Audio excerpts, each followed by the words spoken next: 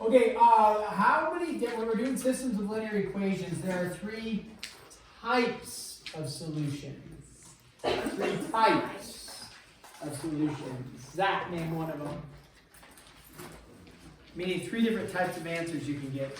I'm pretty sure I wrote this down for you. No, three types, not ways to solve. Three types.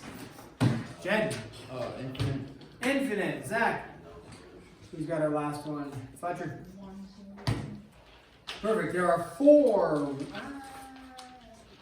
three ways to solve, right? I think I just give you three ways to solve, even though there's kind of four, but the third and the fourth one is about the same. What are the three ways to solve? Zach? Graphing. Hope? Never mind. Zach took mine. Zach. Tia? Substitution. Substitution. Nora? Elimination. Elimination. Very good, which is also the addition and subtraction. Yeah. Try hard 2.0. Well, Leah is the original. Okay, we are going to, in 6.2, solve by substitution. There we go. We're going to jump just right into some examples. It says solve by substitution. And let's go with this. Substitution, I'll tell you, works best when one of the variables has a coefficient of 1. And I should say when one or more, okay? When one or more of the variables has a coefficient of 1, that's when substitution works best. Okay? And I'll show you why. When we look up here, we have two equations, two unknowns. This is a system of linear equations. I can graph them, look for where they intersect if they do, and then say, okay, there's my answer. We actually do know for sure they have an intersection point. How do I know they have an intersection point? Just by looking at them. If you think graphing them, which you don't need to do, but how do I know they have an intersection point for sure? Fletcher. Usually their slopes or their y intercepts are the same. Yeah, slopes are different. Exactly. That's what we key in on. Like, oh yeah, slopes are different. They're going to have an intersection point somewhere. Okay. So here's what we do for substitution. We look for, do one of the variables or more have a coefficient of 1? What is a coefficient? Maybe that's a phrase. The number. A number in front of the variable or next to, but typically in front of. You know, make sure you know that. That's a good short answer question. What's a coefficient? Number in front of the variable. All right. What's the coefficient here?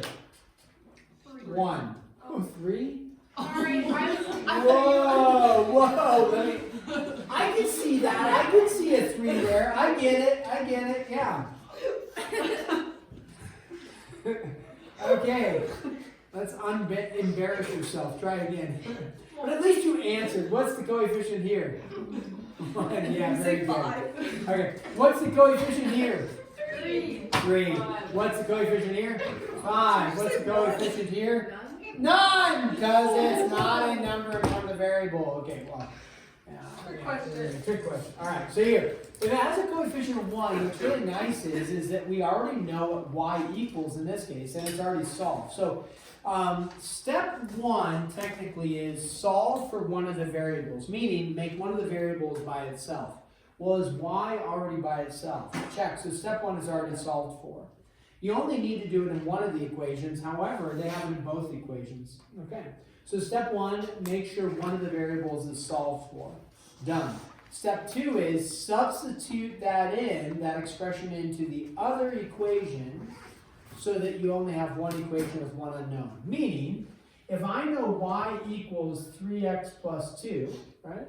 On the other equation, what can I substitute in? Wherever I see a y over here, what can I substitute in? 3x plus 2.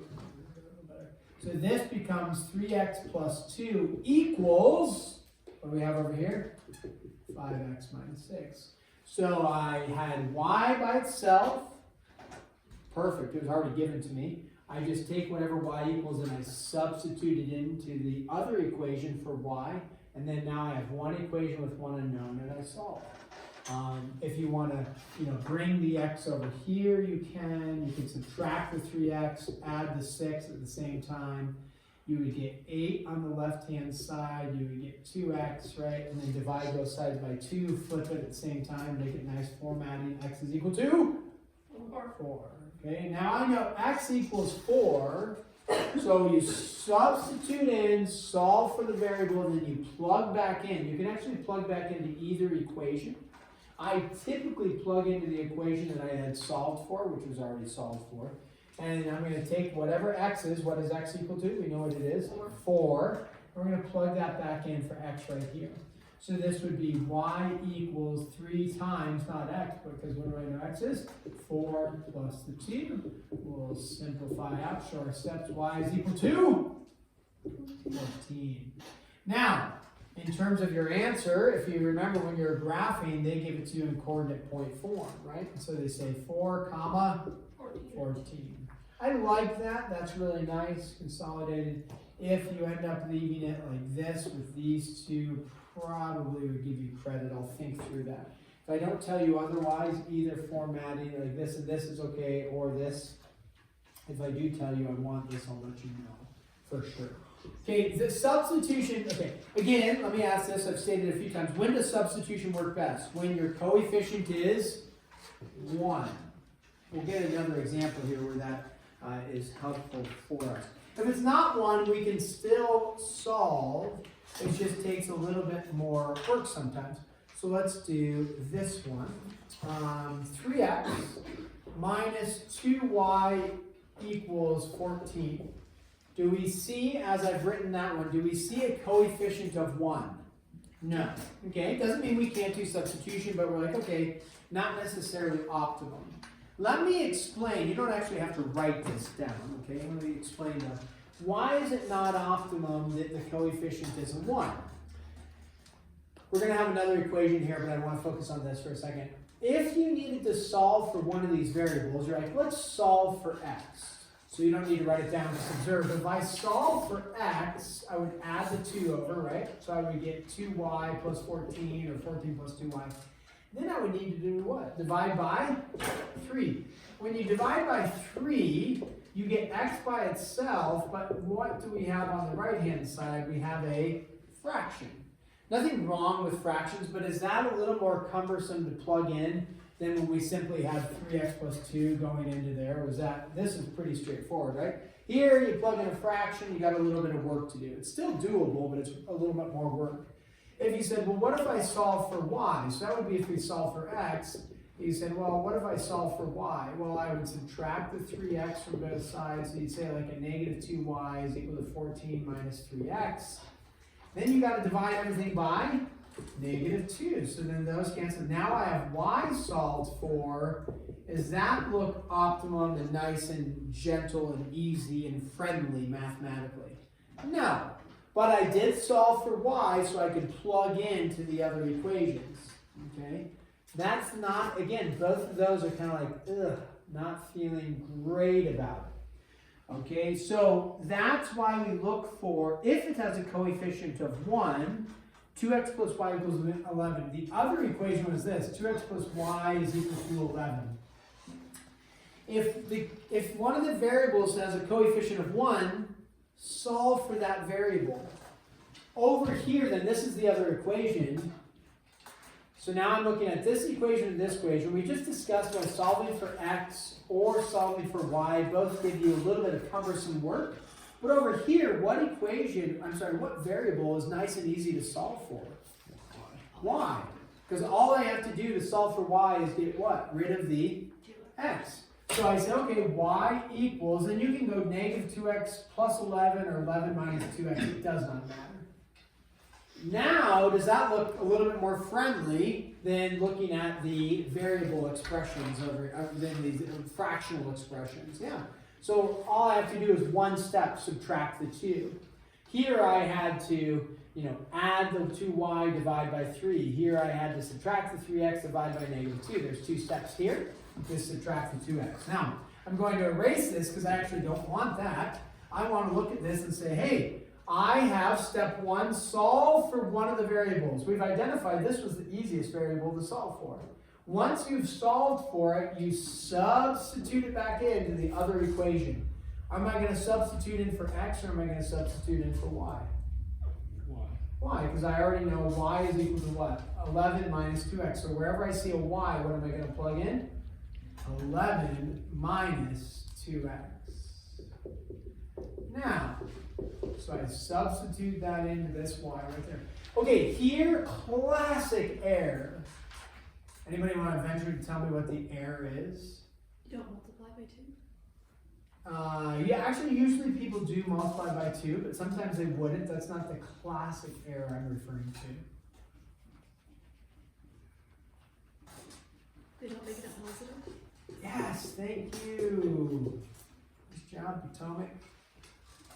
Yeah, what's the error? I made the error right here, and Nicole identified for us. What's the error? They don't make what a positive? You just said they don't make it a positive, but 2 more.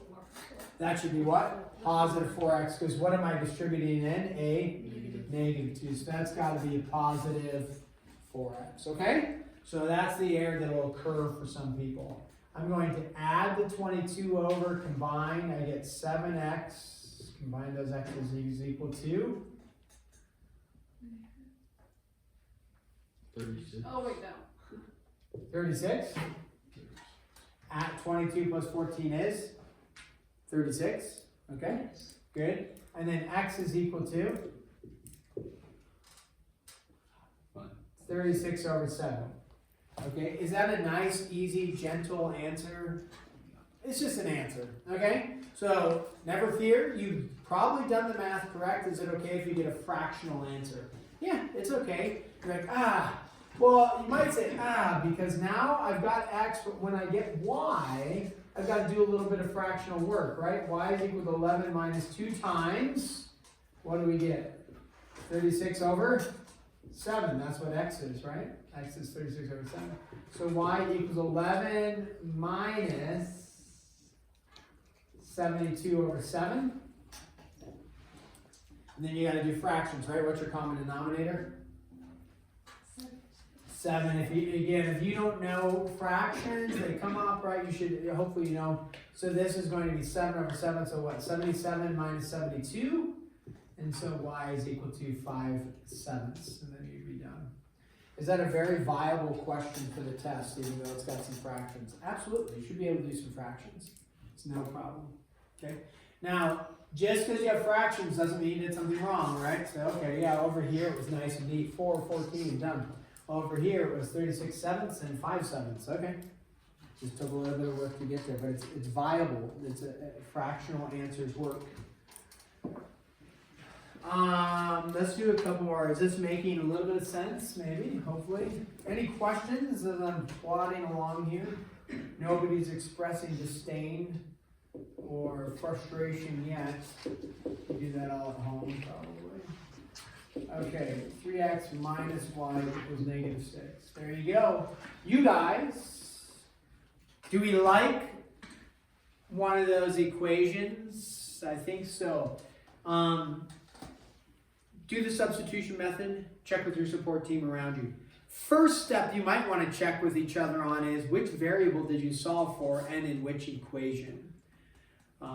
Again, we're looking for coefficients of 1, or actually a coefficient of -1 is nice and easy as well, because dividing by a negative doesn't give you fractions, it just changes signs, right? So go ahead and solve that one, and then we will work on it together. You can check with your support team and say, hey, I solved for Z.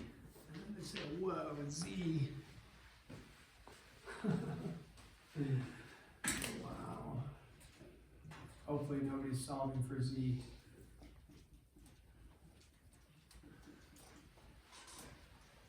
Pick which variable you're going to solve for. Let's check which one did you do.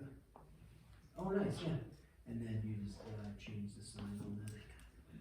That works. Yeah, good. Bomber. Bomber. Which variable did you solve for?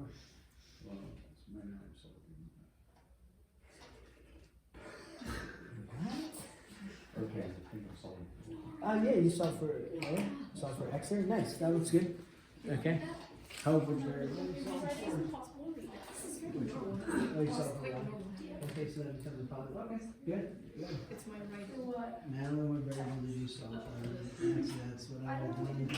But either way is good. Fletcher, what did you solve for? Yeah, that one's nice. Okay. Which variable? Oh, you sound sickly. I know I'm not That's what we all say. It's like not contagious. So, anyways, what?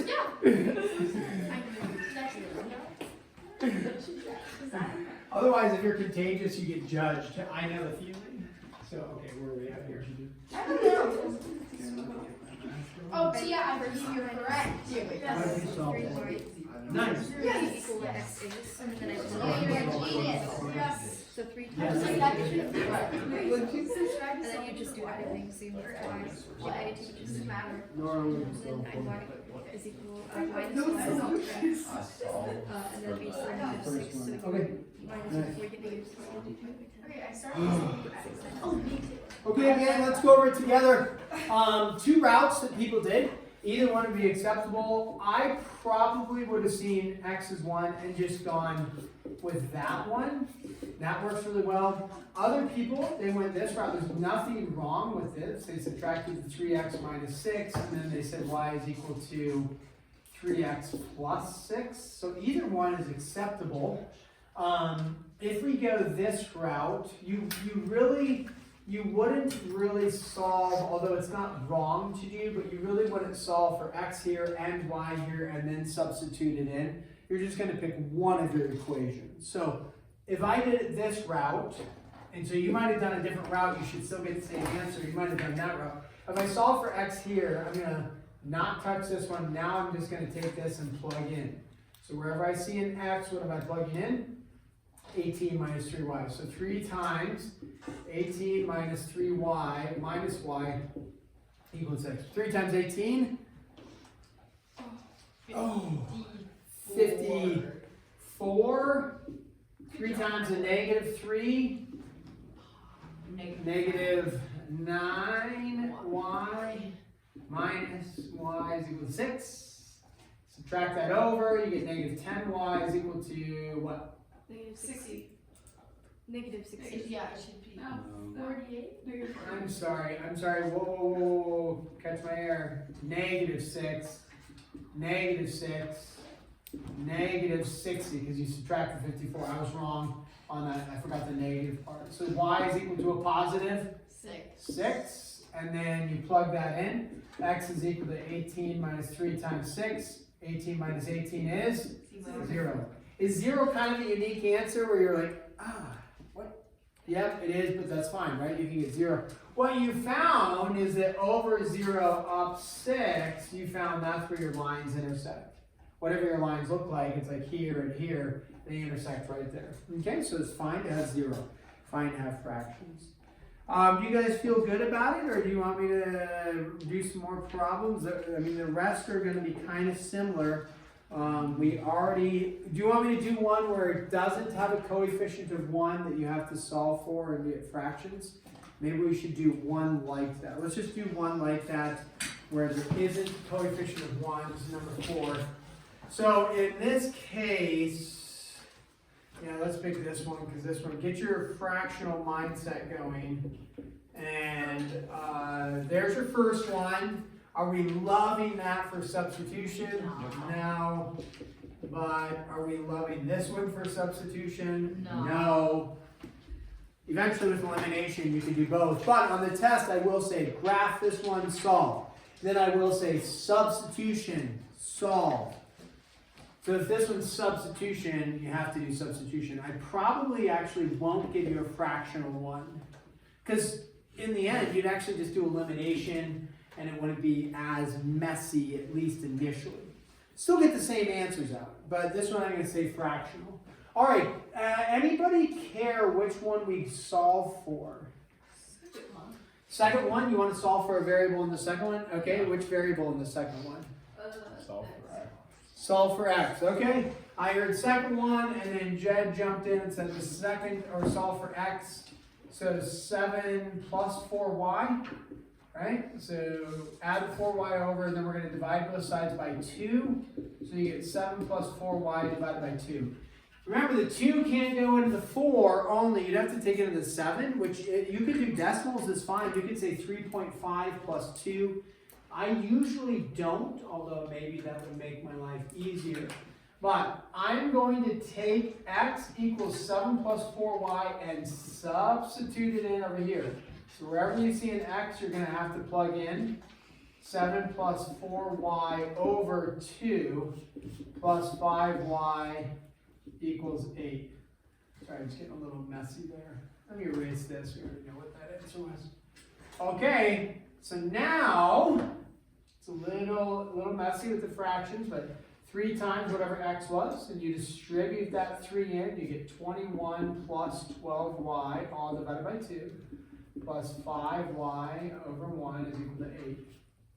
I put it as over 1, so that we can see that we're going to need to do a common denominator. What's our common denominator going to be with this fraction and this fraction? 2, right? So okay. Over 2, 21 plus 12y plus 10y equals 8. Where did I get the 10y from? Yeah, you found a common denominator, so you multiply top by 2 over 2, right? This is back to the basics of fraction adding, except it's got variables, and right, so it's a little bit more challenging than the basics, but it's just adding fractions. On the top there, right, you would say 21 plus 22y, all divided by 2 is equal to 8. What do I want to do with that 2 in the bottom? Get rid of it, yeah, multiply it to both sides, and so we say, okay, 21 plus 22y is equal to 16. We subtract the 21 over, into some algebraic work for us, right? 16 minus 21 is negative 5. Is anybody checking my work here? Am I just... No, we're just Sorry, I'm kind of going a little, maybe a little fast for you. We're just trusting the process. Trust the process. I mean, you see fractions and it just makes life hard, right? But it doesn't have to be if you work at it. Okay, you did a different way? Yeah, no problem. What was your route? Well, I just did the fractions a little different. Okay. You want to explain it, or is it going to confuse people? It would probably confuse people. Okay. Well, it may be a simpler way, so if you can spread your easy way to people at a different time, or show me, and then we can go from there. So negative 5 over 22. Zach got the same answer. Everybody else followed the process, and you got negative 5 over 22. All right, what do? Plug that back in for what? Y. So now I got to go over here. We say 7 plus 4 times negative 5 over 22, all divided by 2.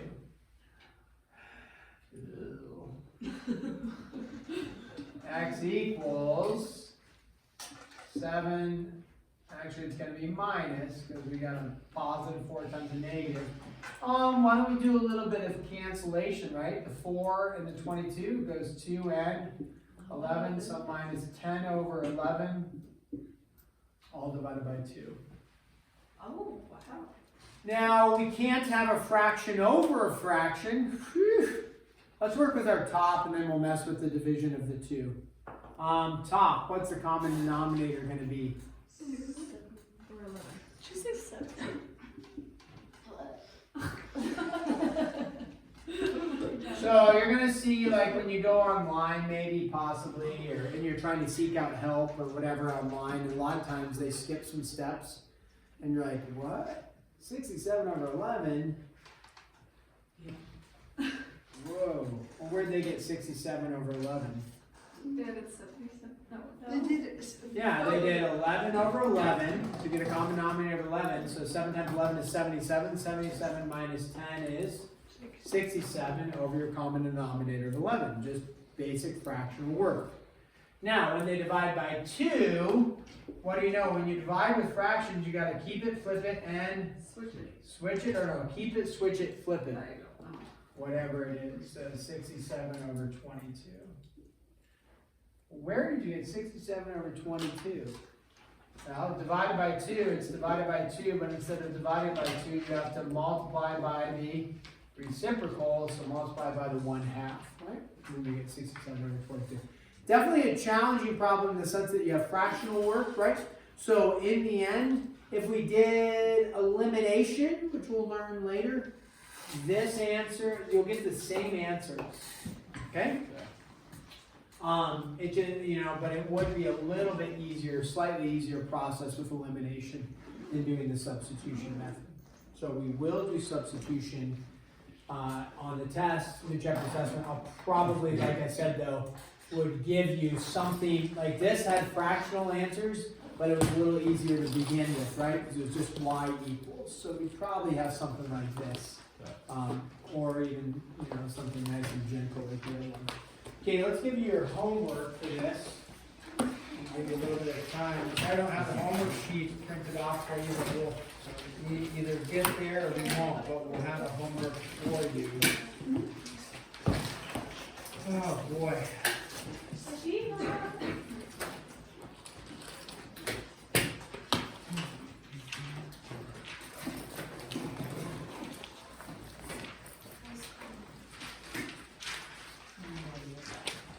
Stand by 1 and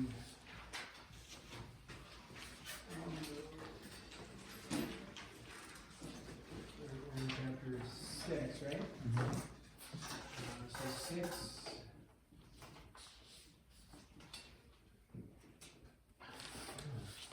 Great.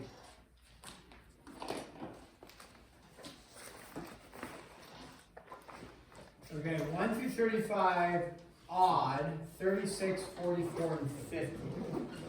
Okay, so this is for 6.2 numbers 1 through 35, odd, 36, 44, and 50. There's your 6.2.